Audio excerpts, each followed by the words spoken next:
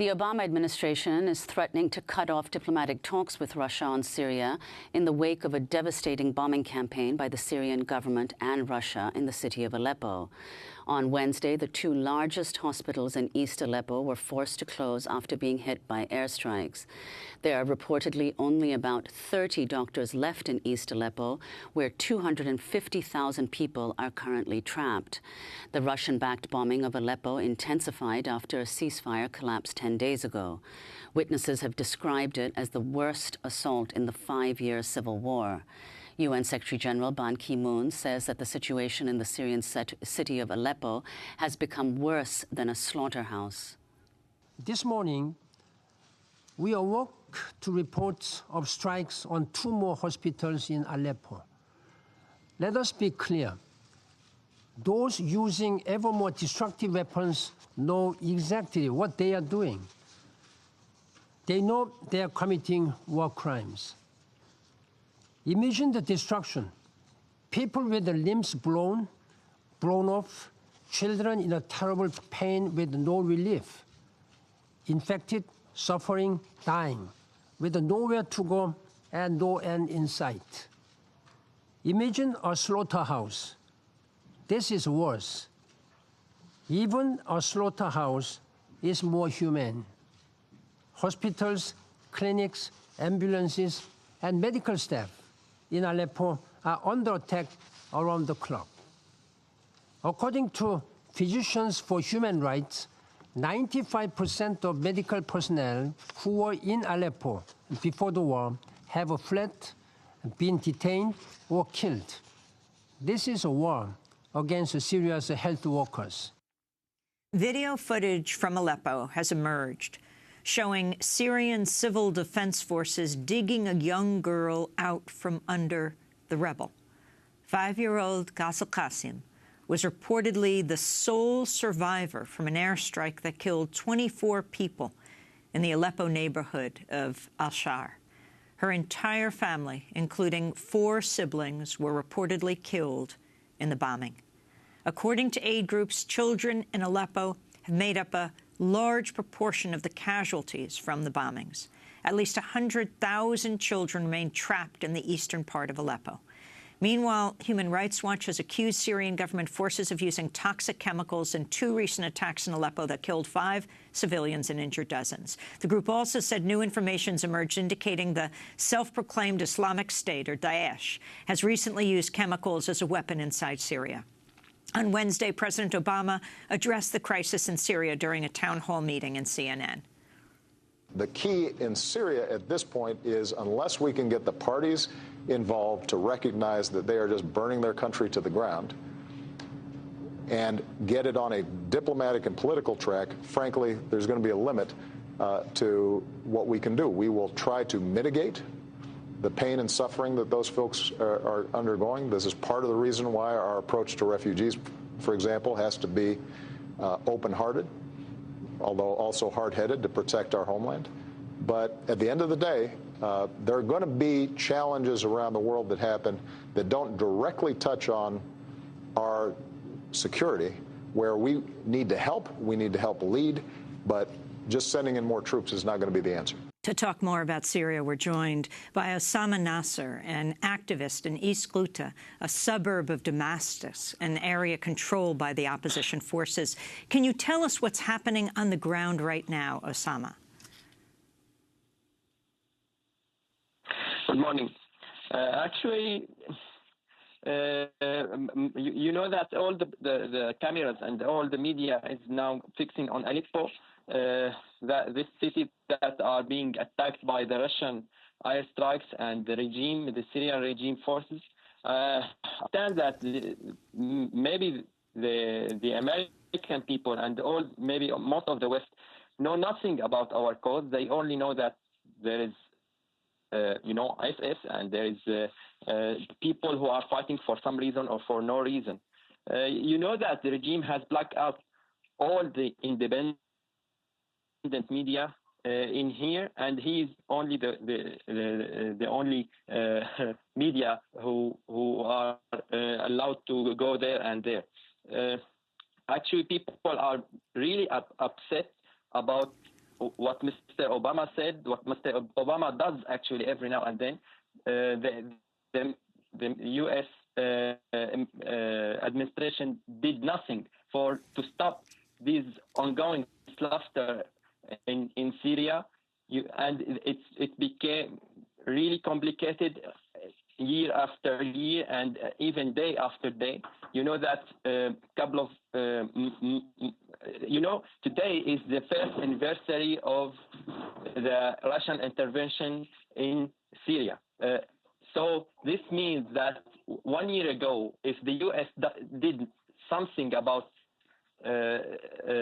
Syria, they had nothing to. I mean, they were not obliged to do these marathon in negotiations with the Russians. 2 years ago, there were no, for example, bombing in the European country and in other places rather than Syria and Iraq. 3 years ago, there were even no SS. 4 years ago, there was no Jabhat al-Nusra. 5 years ago, there were only people who are seeking freedom and dignity and demonstrating very peacefully in the street. So the more you delay, or the more the U.S. and the international community are late to do something to stop this ongoing massacre in Syria, the more it becomes. I'd like to bring in Yasser Munif into the conversation, a professor at Emerson College who specializes in grassroots movements in Syria. He's made several trips there, most recently in 2015 when he visited the Syrian-Turkish border. He's a sociology professor at Emerson College. Yasser, could you talk about why you think the recent ceasefire that was negotiated between the U.S. and Russia in Syria collapsed? Thank you for having me. I think the main reason for the collapse of the ceasefire is initially the deal between the U.S. and Russia was not political. It was really only focusing on the military aspect of the conflict. And for the Russian, what was essential and important was basically maintaining the Syrian regime and making sure that the boundaries between the jihadist groups and the moderate military groups are blurred, and pushing most of the moderate groups into an alliance with al-Qaeda and other jihadist groups. For the U.S., the goal of that deal was basically to collaborate and coordinate the strikes against ISIS. And in the end, the Syrian opposition or the Syrian population didn't get anything. The deal was basically offering to the Russian that they could maintain the Syrian despot. So there was total refusal and rejection of the deal by the Syrian population for obvious reasons. And it was basically reducing their revolution into a humanitarian conflict that would basically lead to opening few corridors here and there, and that some of the aid would reach the besieged areas in Aleppo and so on. But in the end, it was really benefiting the Syrian regime, not any of the opposition. And despite that, Yasser, I want to turn to comments made by the UN Special Envoy for Syria, Staffan de Mistura. In an interview with Al Jazeera's Mehdi Hassan on Saturday, he explained why he thought the recent ceasefire collapsed. Who do you think would not agree with the fact that the Syrian Air Force needs to be grounded? Well, obviously, President Assad is clearly not happy about it.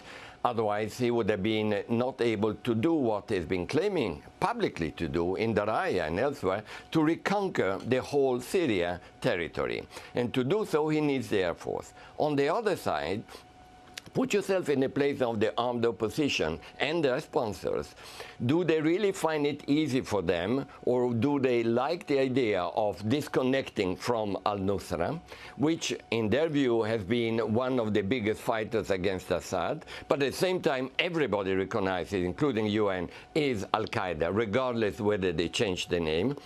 Then you would have an answer who has no, at the moment, keen interest in making the deal working.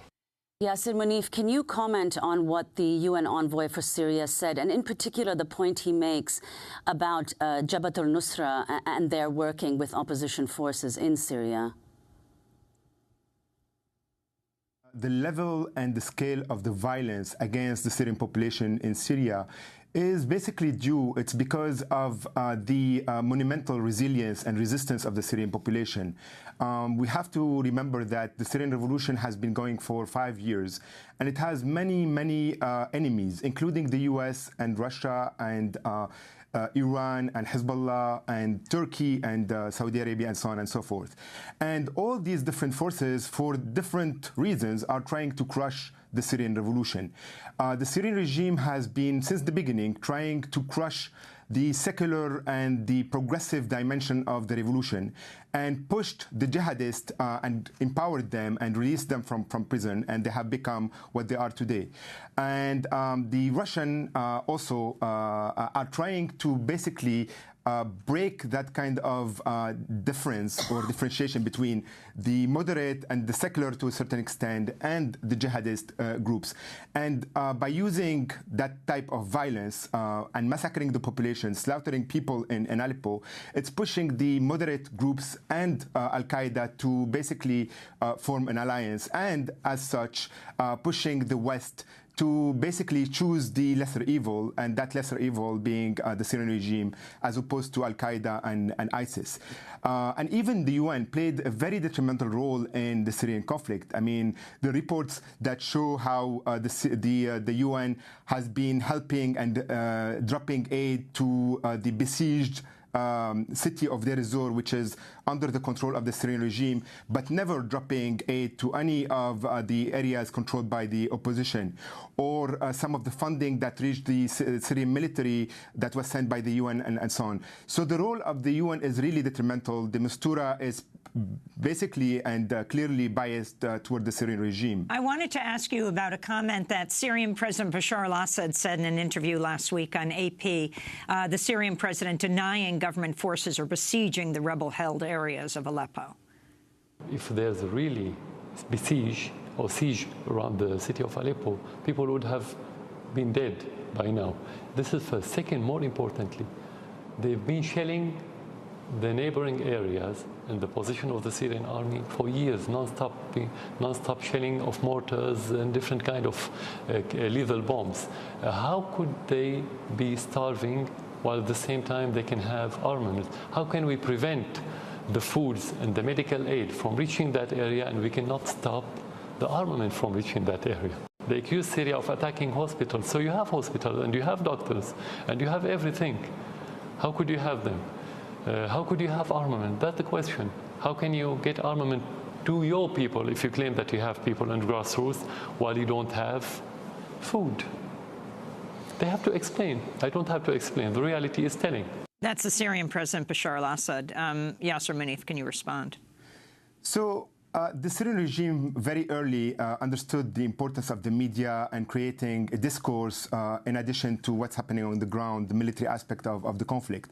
And it was able, unfortunately, to create a parallel reality and create a media apparatus and information propaganda that is relayed by a number of different networks, including RT, the Russian TV, but also a number of different websites and news outlets here in the US, for example, Mint Media and Counterpunch and others, who are basically repeating such silly things. I mean, anyone can verify and see that there is a siege around Aleppo. It's not very difficult to do. If journalists wanted really to talk to people on the ground and interview them and get their views, it would be very easy.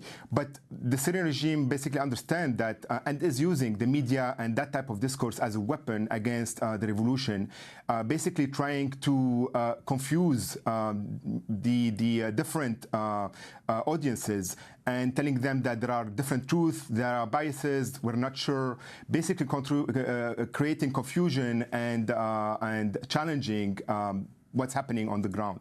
Well, today The Intercept obtained internal UN emails that revealed also that U.S. and European sanctions are having an extremely detrimental effect on ordinary Syrians and making access to aid supplies more difficult. Yasser Munif, could you respond to that?